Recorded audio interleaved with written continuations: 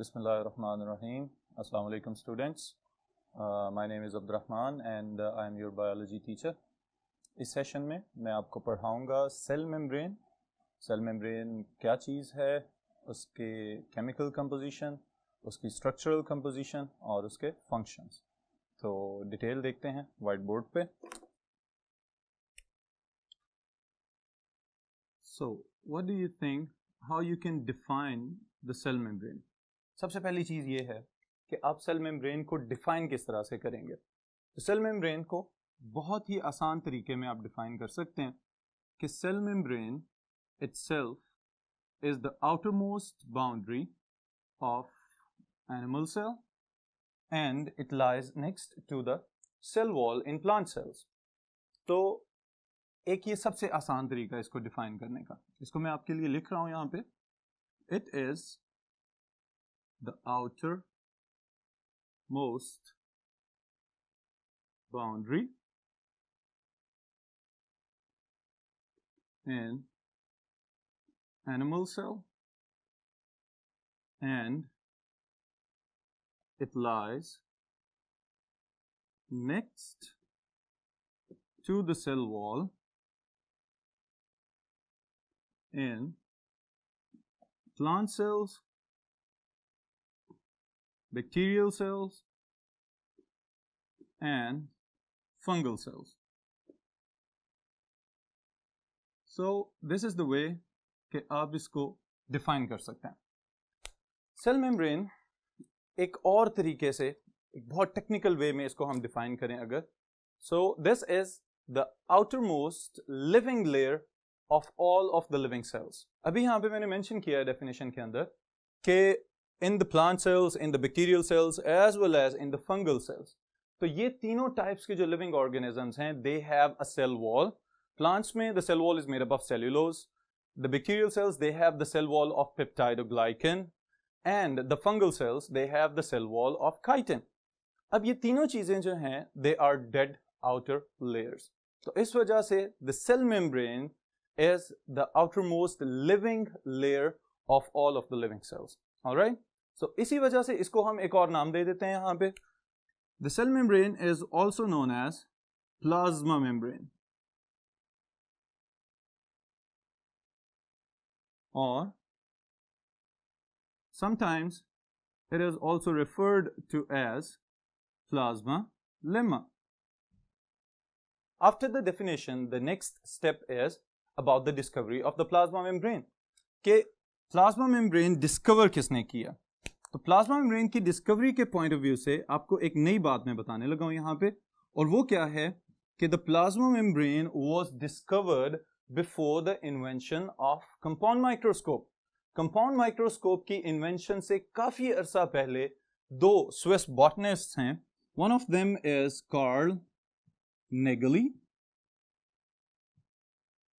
and the other one is Kramer. इन दोनों ने plasma membrane को डिस्कवर किया. और डिस्कवरी की बुनियाद क्या बनी? प्लाज्मा मेम्ब्रेन के या सेल मेम्ब्रेन के डिस्कवर होने से पहले यह समझा जाता था कि जो सेल्स हैं इनकी outermost layer that is only cell wall, वो सिर्फ सेल वॉल है. लेकिन बाद में पता चला कि ऐसा नहीं है. कोई लेयर या कोई एक चीज ऐसी सेल वॉल के अंदर वाली साइड पे मौजूद है प्लांट सेल्स में कि जो कुछ पार्टिकल्स को तो गुजरने की इजाजत दे रही है और कुछ पार्टिकल्स को वहां से क्रॉस करने की इजाजत नहीं है. तो इस वजह से फिर इन्होंने ये आइडिया प्रपोज किया कि there must be an inner layer towards the cytoplasm, और उस लेयर का नाम है सेल मेम्ब्रेन और the plasma membrane. Okay, so after the discovery इसमें हमारे पास जो नेक्स्ट पॉइंट है, that is a short question for you. ये एक शॉर्ट क्वेश्चन के तौर पे पूछा जा सकता है. What do you know about the chemical composition of the plasma membrane? So chemically the plasma membrane is made up of organic substances और इनऑर्गेनिक सब्सटेंसेस. स्टूडेंट्स क्या कहेंगे आप? Chemical composition of the plasma membrane हमें बताती है कि the plasma membrane is made up of organic substances. In organic substances में जो मोस्ट अबंडेंट सब्सटेंसेस हमारी बॉडी को, हमारे बहुत सारे सेल्स को बना रहे हैं, वही सब्सटेंसेस यहाँ पे कंपाउंड्स की फॉर्म में मौजूद हैं. The first of them is protein, all right? The proteins, they are 60 to 80%. The second one are lipids. These lipids are 20 to 40%. और इन लिपिड्स से रिलेटेड एक बहुत इंपॉर्टेंट चीज मैं आपको बताने लगा हूं, वो क्या है कि the lipids are not just lipids. इनको हम खाली लिपिड्स नहीं कहेंगे, बल्कि इनको हम ज्यादा स्पेसिफाई कर देते हैं. और स्पेसिफाई करेंगे तो the lipids they are actually phospholipids, alright. और अगर इंडिविजुअली हम इस मॉलिक्यूल के नाम की बात करें तो दे आर फॉस्फेटिडाइल कोलीन. इस मॉलिक्यूल का नाम है फॉस्फेटिडाइल कोलीन और इसका जनरल नेम है लेसिथिन. स्टूडेंट्स, अगर आपको याद हो तो ये वाला पॉइंट चैप्टर नंबर 2 में chemical composition of the phospholipids में आप पढ़ चुके हुए हैं. फॉस्फोलिपिड्स के बाद जो थर्ड कंपोनेंट है हमारे पास, they are the carbohydrates. Carbohydrates, the sugars, ये हमारे प्लाज्मा मेम्ब्रेन के अंदर बहुत सिग्निफिकेंट रोल प्ले कर रहे हैं. क्या सिग्निफिकेंट रोल प्ले कर रहे हैं?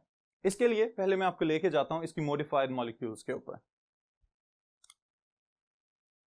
Carbohydrates, they play an important role. जब वो कंबाइन कर रहे हैं कार्बोहाइड्रेट्स विद प्रोटीन्स, तो स्पेसिफिक मॉलिक्यूल्स बना रहे हैं दैट आर ग्लाइकोप्रोटीन्स. इसी तरह अगर कार्बोहाइड्रेट्स कंबाइन कर जाएं लिपिड्स के साथ तो they will make up glycolipids. Alright students, glycoproteins and glycolipids, इनको देख के आपके माइंड में एक क्वेश्चन आना चाहिए कि इनसे रिलेटेड कुछ और तो नहीं पढ़ा हुआ आपने चैप्टर नंबर 2 के अंदर. और वो क्या चीज थी? आपकी रिवीजन के लिए I am going to write it here, conjugated molecules. Conjugated molecules का नाम इनको हम देते हैं कि वो वाले मॉलिक्यूल्स जो आपस में कंबाइन हो चुके हुए हैं, they make up conjugates. Combine होके they are making up conjugated molecules. So the glycoproteins and glycolipids, they make up conjugated molecules. They are the examples of the conjugated molecules. फिर इन्हीं conjugated molecules से आगे जो third component था हमारे पास, that was the carbohydrates. और जो fourth component है inside the plasma membrane, that is cholesterol.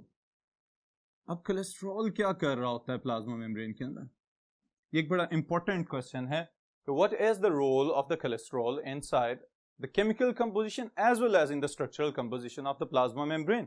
तो इस लिहाज से हम ये कह सकते हैं कि the cholesterol, it regulates the fluidity of the plasma membrane. cholesterol की concentration जो है वो fluctuate करेगी, तो plasma membranes की जो fluidity है वो भी साथ साथ change होती रहेगी. तो cholesterol जो है इसके structural roles हैं plasma membrane के अंदर. That's why it is also important. Next. Alright students, after the chemical composition हम देखेंगे इसकी जो phospholipids की significance है. Alright, ये बहुत ही एक technical point है इस topic के अंदर, और मैं चाह रहा हूँ कि आपको मैं थोड़ा सा डिटेल में बताऊं कि आप इसकी importance और इसकी significance को समझ सकें. Phospholipids. Alright, now what are phospholipids? It is a class of the lipids. Simple सी बात है कि lipids की एक class है जिसके पास phosphates हैं, so that's why it is known as phospholipid. अब phospholipids की significance plasma membrane के point of view से क्या है, तो ये मैं आपको यहाँ पे इस topic में सिर्फ बताने लगा हूँ. और वो क्या है? The phospholipids themselves, they are the backbone molecules of the plasma membrane. जितने भी scientists ने plasma membrane के structure को observe किया है, उन्होंने उस सब structures के अंदर ये बात explain की है कि the phospholipid is the backbone of the plasma membrane.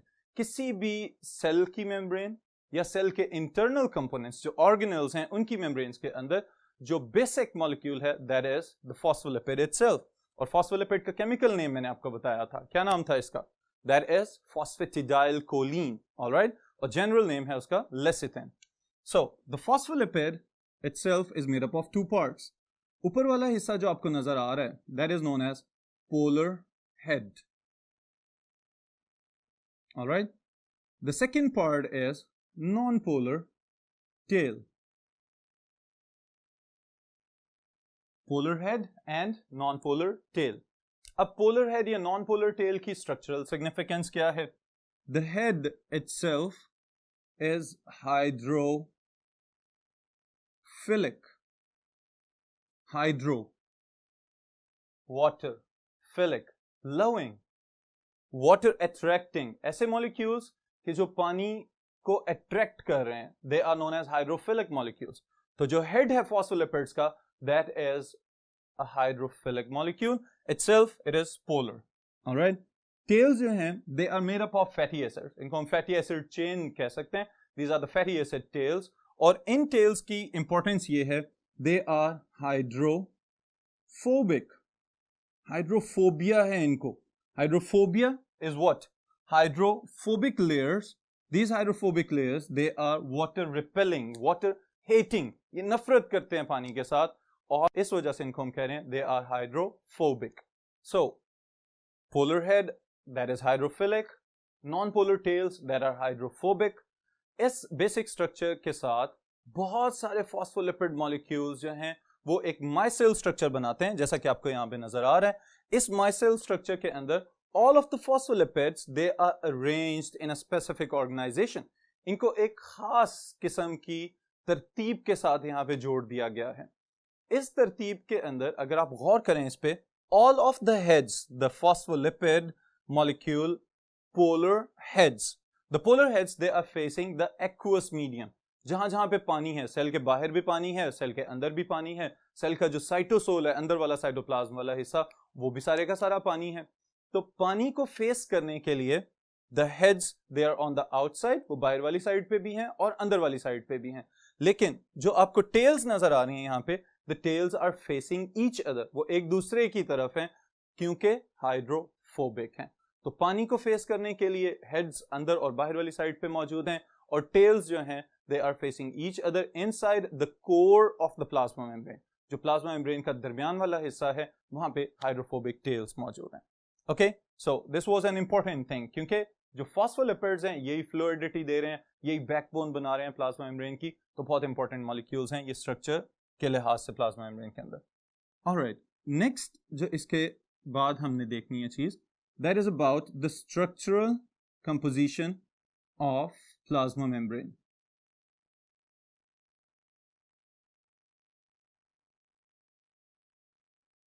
Structural composition के लिहाज से, साख्त के एतबार से प्लाज्मा मेम्ब्रेन को दो तरीकों से एक्सप्लेन किया गया है. एक पुराना मॉडल है हमारे पास और एक जो है अभी तक एक्सेप्टेड चला आ रहा है. द फर्स्ट वन, जो पुराना मॉडल है, that was named as unit membrane model. इसका नाम है यूनिट मेम्ब्रेन मॉडल. ऑलराइट, जो यूनिट मेम्ब्रेन मॉडल है, इट वाज प्रपोज्ड बाय, किसने प्रपोज किया था ये? नाम याद है आप लोगों को साइंटिस्ट के? Okay, the first one was Davison. The second one is Daniel. And the third one is Robertson. इन तीनों ने काफी सारी रिसर्च के बाद ये वाला मॉडल प्रपोज किया है और अकॉर्डिंग टू दिस मॉडल, अगर आप इसको इस स्ट्रक्चर के अंदर भी देखें तो हमें जो बेस नजर आ रहा है, जो इसकी बैकबोन है, that is made up of phospholipid bilayer. Alright, ये टर्म बार बार यूज होगी इसके अंदर, तो इसको समझ लें. फॉस्फोलिपिड्स की दो लेयर्स अगर ऊपर नीचे मौजूद हैं तो that is known as phospholipid bilayer. और उस बाइलेयर का सीक्वेंस क्या होगा? The heads are facing outward and the tails are facing each other. Alright, अब जो फॉस्फोलिपिड्स हैं वो अंदर वाली साइड पे मौजूद हैं, जो प्रोटीन्स हैं उन्होंने उसको कवर किया हुआ है. This was explained by the unit membrane model. Alright, अब जो यूनिट मेम्ब्रेन मॉडल है, इसको अगर हम स्टेट कर लें, इसको अगर डिफाइन कर लें, इसकी स्टेटमेंट बनाएं, तो हम कह सकते हैं कि according to unit membrane model, the phospholipid bilayer is sandwiched between two layers of peripheral proteins. Alright, जो फॉस्फोलिपिड्स की डबल लेयर है उसको बैरूनी प्रोटीन्स ने, पेरिफेरल प्रोटीन्स ने बाहर की सतह से ऊपर और अंदर वाली साइड से कवर किया हुआ है. This is known as unit membrane model. All right. इसी वजह से, इस स्ट्रक्चरल एक्सप्लेनेशन की वजह से, this model is also named as sandwich membrane model. Alright, sandwich membrane model कहता है कि प्रोटीन्स और फॉस्फोलिपिड्स मिलके एक सैंडविच शेप्ड स्ट्रक्चर बना लेती हैं। जो फॉस्फोलिपिड्स हैं वो अंदर वाली साइड पे सैंडविच्ड हैं बाहर वाली प्रोटीन्स की लेयर्स की वजह से। Alright, this is your unit membrane model. और यूनिट मेम्ब्रेन मॉडल के बाद with the advancement of the electron microscope जब इन्वेंट हुई है तो उसकी इन्वेंशन के बाद इसको थोड़ा सा मॉडिफाई कर दिया गया, और मॉडिफाई करके जो मॉडल प्रपोज किया गया है that is known as fluid mosaic model.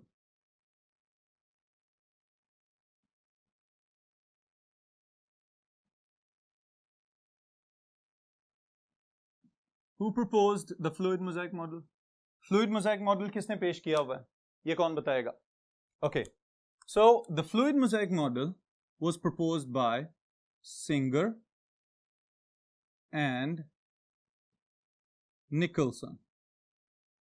Singer और निकलसन ने ये वाला मॉडल प्रपोज किया है, और अकॉर्डिंग टू दिस मॉडल यहाँ पे थोड़ी सी मॉडिफिकेशन है यूनिट मेम्ब्रेन मॉडल के लिहाज से। और वो मॉडिफिकेशन क्या है?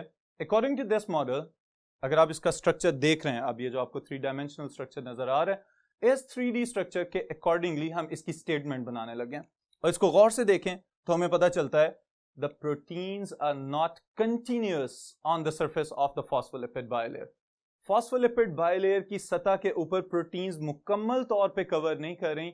Instead some of the proteins they are embedded inside the phospholipid bilayer, and some of the proteins they are just floating on the surface of the phospholipid bilayer like the icebergs. All right, तो इसको हम define कर सकते हैं आसान अल्फाज में। अगर इसको मैं एक्सप्लेन करूं तो हम कहते हैं कि जो प्रोटीन्स हैं उन्होंने पूरी की पूरी फॉस्फोलिपिड बायलेयर को सतह से घेरा नहीं हुआ, बल्कि प्रोटीन्स तो खुद उसके अंदर धंसे हुए हैं। अगर आप कंपेयर करें इसको यूनिट मेम्ब्रेन मॉडल के साथ तो हमें पता चलता है कि द यूनिट मेम्ब्रेन मॉडल वो क्या कह रहा था?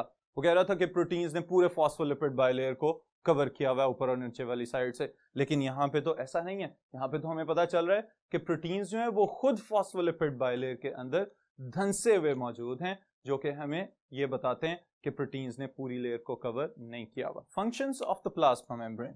प्लाज्मा मेम्ब्रेन चूंकि आउटर मोस्ट बाउंड्री है तो इसको बहुत सारे फंक्शंस भी परफॉर्म करने पड़ रहे हैं, क्योंकि लिविंग सेल्स के अंदर सबसे ज्यादा इंपॉर्टेंट चीज बाउंड्री की होनी चाहिए। और वो क्या क्या इसकी सिग्निफिकेंट फंक्शंस हैं? First of all, because it is the outer most boundary, तो it should protect the inner components. So first function is protection, हिफाजत करना। अंदर वाले जितने भी ऑर्गेनल्स हैं वो सारे के सारे रिलाई कर रहे हैं, वो सबके सब डिपेंडेंट हैं प्लाज्मा मेम्ब्रेन की अपनी इंटेग्रिटी के ऊपर, उसकी अपने सर्वाइवल के ऊपर। अगर प्लाज्मा मेम्ब्रेन ठीक है और वो स्ट्रक्चरली और फंक्शनली सही काम कर रही है तो इसका मतलब है कि अंदर वाला एनवायरनमेंट भी सारे का सारा महफूज है, उसके जितने भी होम्योस्टैटिक फंक्शंस हैं वो सब के सब नॉर्मली परफॉर्म किए जा सकते हैं। ओके, फिर the second function it is about the maintenance of the shape.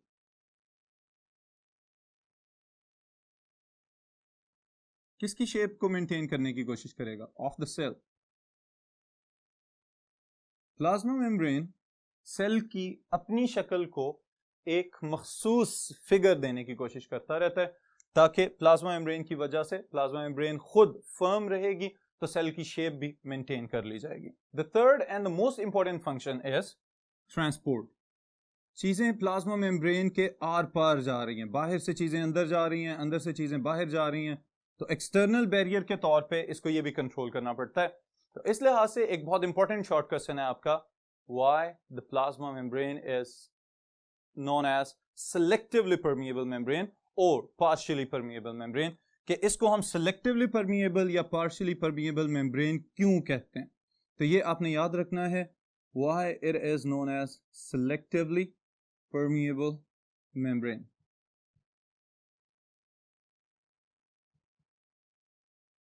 Easy question है, आप में से कोई आंसर करना चाहेगा? Why the plasma membrane is known as selectively permeable membrane? Okay, let's go with it. The plasma membrane is the outermost boundary. ये तो सबको पता चल गया कि ये बाहर वाली लेयर है. तो कुछ चीजों को अपनी मर्जी के मुताबिक अंदर आने दे जिनकी सेल को जरूरत है, और कुछ चीजों को रोक दे, उनको अंदर आने की इजाजत ना दे. तो that is known as selective permeability. The plasma membrane as an external barrier allows some of the particles to pass across it. कुछ चीजों को तो गुजरने की इजाजत है और बाकी पार्टिकल्स को गुजरने की इजाजत नहीं है. फॉर एग्जाम्पल, किन चीजों को गुजरने की इजाजत है? स्मॉल गैस मॉलिक्यूल्स, ऑक्सीजन और carbon dioxide, water, glucose and ions. ये चीजें अगर छोटे पार्टिकल्स हैं, गैस पार्टिकल्स की तरह ऑक्सीजन और कार्बन डाइऑक्साइड, तो वो इजीली डिफ्यूज कर रहे हैं, आर पार हो रहे हैं. वाटर मॉलिक्यूल, इसके लिए स्पेशलाइज्ड प्रोटीन्स मौजूद होते हैं प्लाज्मा मेम्ब्रेन में, जो मूव कर रहे होते हैं वाटर को all the time from higher concentration to lower concentration. Glucose particles हैं, they are also moving along the concentration gradient, हमेशा हाई कॉन्सेंट्रेशन से लो कॉन्सेंट्रेशन की तरफ मूव कर रहे होते हैं, और sometimes they can be moved against the concentration gradient. ये क्या चीज होती है, ये भी मैं एक्सप्लेन करता हूं आपको. आयंस, जो कि चार्ज पार्टिकल्स हैं, they are also facilitated or they are aided by some specialized proteins. इनको भी कुछ specialized protein channels के through actively regulate किया जा सकता है और passively भी regulate किया जा सकता है, अंदर और बाहर बुलवाया जा सकता है. Okay? So, according to the transport, अब मैं इसको differentiate करने लगा हूं different categories में, in which the first one is passive transport.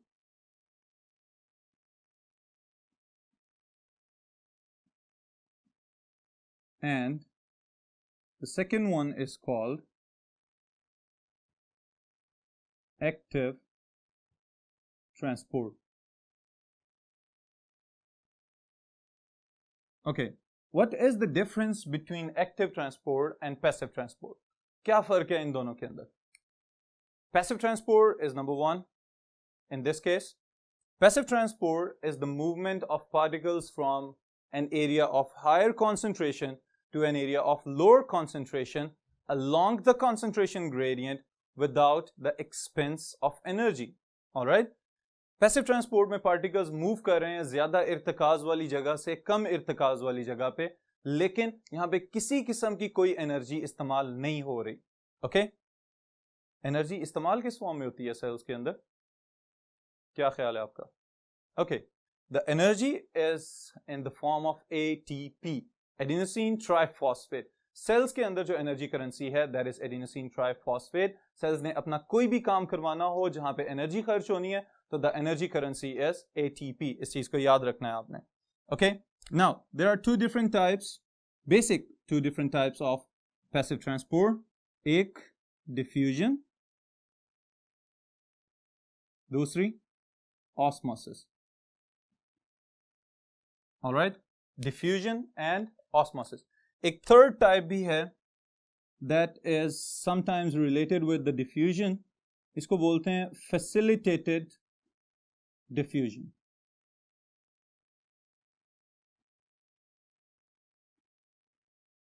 All right, facilitated diffusion is the movement of particles from higher concentration to an area of lower concentration through specialized protein channels. मखसूस किस्म के proteins मौजूद हैं plasma membrane के ऊपर मुख्तलिफ जगहों पे, जिनके जरिए कुछ पार्टिकल्स को, जो जनरली वैसे सिंपल डिफ्यूजन के थ्रू नहीं गुजर सकते, हो सकता है उनका साइज बड़ा हो, तो इस वजह से फिर उनको मखसूस किस्म के प्रोटीन्स के जरिए हायर कॉन्सेंट्रेशन से लोअर कॉन्सेंट्रेशन के अलोंग मूव किया जाता है through the plasma membrane. This is called facilitated diffusion. Alright, now the last thing here is active transport. क्या चीज है? The movement of particles from an area of lower concentration to an area of higher concentration against the concentration gradient, but with the expense of energy.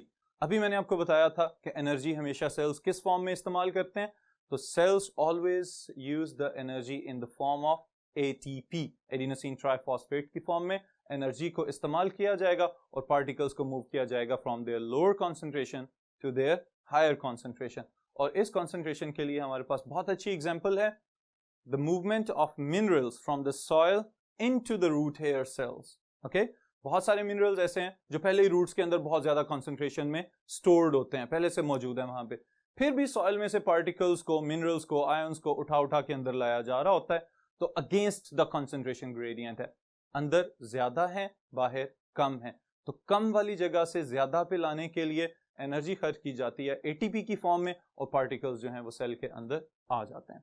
Alright, फिर उसके बाद students इसमें last point है हमारे पास, और वो लास्ट पॉइंट क्या है, मूवमेंट ऑफ पार्टिकल्स पैसिव और एक्टिव ट्रांसपोर्ट के थ्रू की जाती है, लेकिन ये प्रोसेस किया कैसे जाता है, सेल खुद भी तो खाना खाता है, सेल के अपने वेस्ट प्रोडक्ट्स भी होते हैं, सेल के अंदर लिक्विड्स भी मूव करके जा रहे होते हैं, तो जब बल्क में ये चीजें आ जाएं, बहुत ज्यादा मिकदार में ये चीजें सेल के अंदर जानी हो या बाहर लेके जानी हो, तो उस सूरत में सेल क्या करता है, तो उसके लिए दो डेफिनेशंस हैं, और ये शॉर्ट क्वेश्चन है आपका, it is also an important short question, तो इसलिए इसको याद रखिएगा।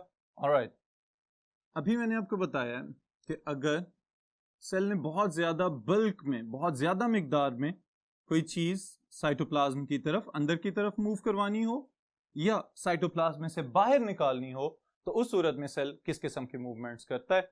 इसके लिए पहली चीज है हमारे पास यहाँ पे एंडोसाइटोसिस, एंडो इनवर्ड। ऑलराइट, इसी चीज से आप याद रखेंगे, endocytosis is the movement of particles into the cell.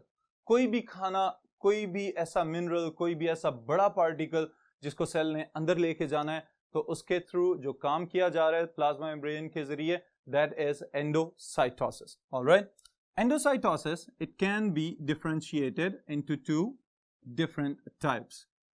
पहली चीज है हमारे पास phagocytosis. All right, and the second thing is pinocytosis. All right, now phago, निगलना, phagocytosis, movement of solid food particles into the cell is known as phagocytosis.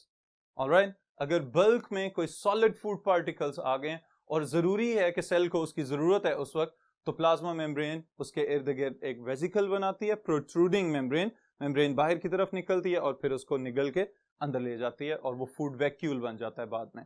This is known as phagocytosis. Alright, फिर pinocytosis जो हमारे पास है, that is what, पीनो, पीने से याद रखेंगे आप। Alright, if the liquid food particles or the solvents just like water, अगर पानी को या किसी लिक्विड को प्लाज्मा मेम्ब्रेन साइटोप्लाज्म के अंदर की तरफ लेके जा रही है through vesicle formation, this is known as pinocytosis. Again, bulk में जब लिक्विड्स की जरूरत होगी सेल को, तो हम कहेंगे कि अब पिनोसाइटोसिस हो रही है, प्लाज्मा मेम्ब्रेन के जरिए एक वेसिकल बनाया जाएगा और उस वेसिकल को पानी से भर दिया जाएगा और फिर वो वेसिकल अंदर की तरफ साइटोप्लाज्म के अंदर ड्रॉप ऑफ कर दिया जाएगा, उसको छोड़ दिया जाएगा, प्लाज्मा मेम्ब्रेन दोबारा से हील अप हो जाती है, रीजॉइन कर जाते हैं उसके एंड्स, और this is pinocytosis, movement of liquid particles into the cell.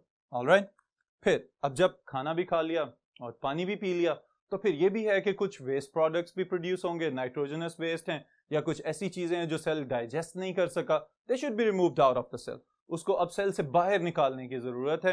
तो सेल से बाहर निकालने की जब जरूरत है, तो this process is called exocytosis.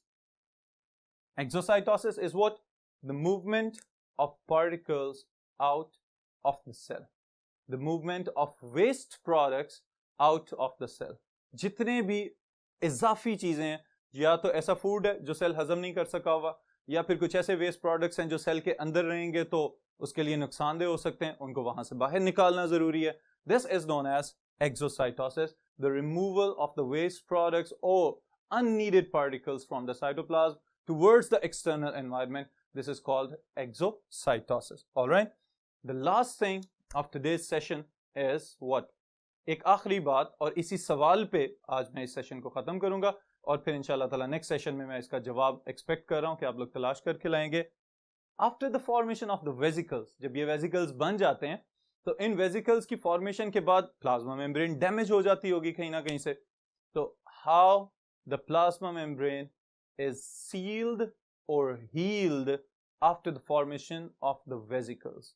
वो एक्सोसाइटोटिक वेसिकल्स हैं या एंडोसाइटोटिक वेसिकल्स हैं, उसके बाद जो प्लाज्मा मेम्ब्रेन है, उस प्लाज्मा मेम्ब्रेन का जो लॉस हुआ है, जो डैमेज हुई है, उसको ठीक किस तरह से किया जाता है, इसका जवाब आप लोग तलाश करके लाएंगे और मैं इसका जवाब आपको दूंगा इंशाल्लाह नेक्स्ट सेशन।